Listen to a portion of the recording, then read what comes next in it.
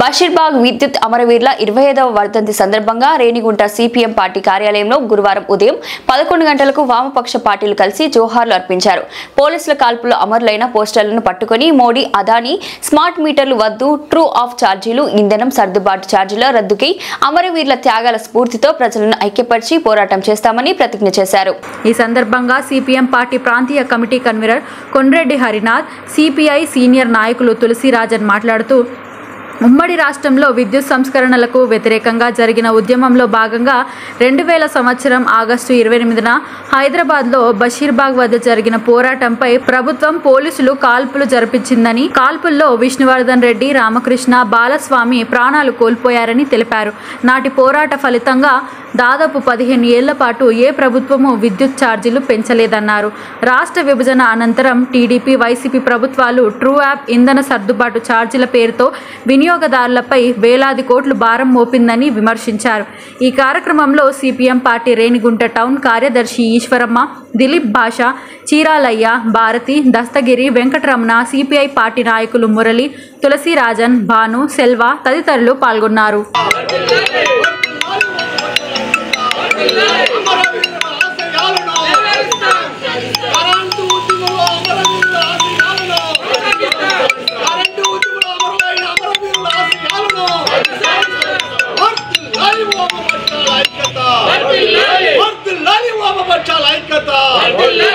जोहार विष्णुवर्धन रेड्डी के, जोहार रामकृष्ण के, जोहार बालस्वामी के, जोहार बालस्वामी के, जोहार रामकृष्ण के, जोहार विष्णुवर्धन के,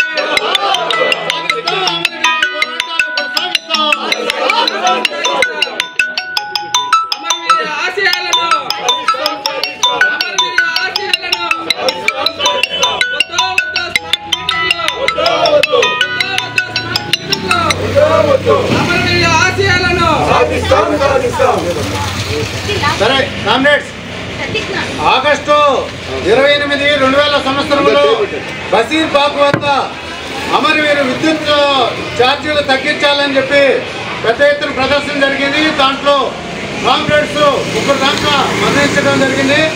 వీరికి ఈ రోజుకి 25వ వర్ధంతి సందర్భంగా వామపక్షాల పార్టీ ఆధ్వర్యంలో మనం ప్రతిజ్ఞ చేస్తున్నాము. కామ్రేడ్ విద్యుత్ ఉద్యమ అమరవీరులారా,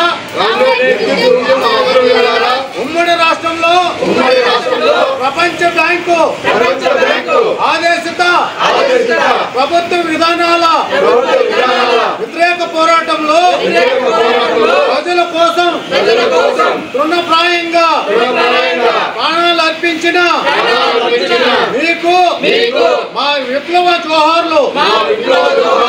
మీ త్యాగాలను వృధా కానివ్వమని మీరు చూపిన సమరశీల బాటలో రాష్ట్రంలో ప్రస్తుత ప్రభుత్వం కొనసాగుతున్న మోదీ, ఆదాని అనుకూల విద్యుత్ సంస్కరణలు పెంచిన విద్యుత్ ఛార్జీలు, ఛార్జీలు, తదితర ప్రజా వ్యతిరేక విధానాలపై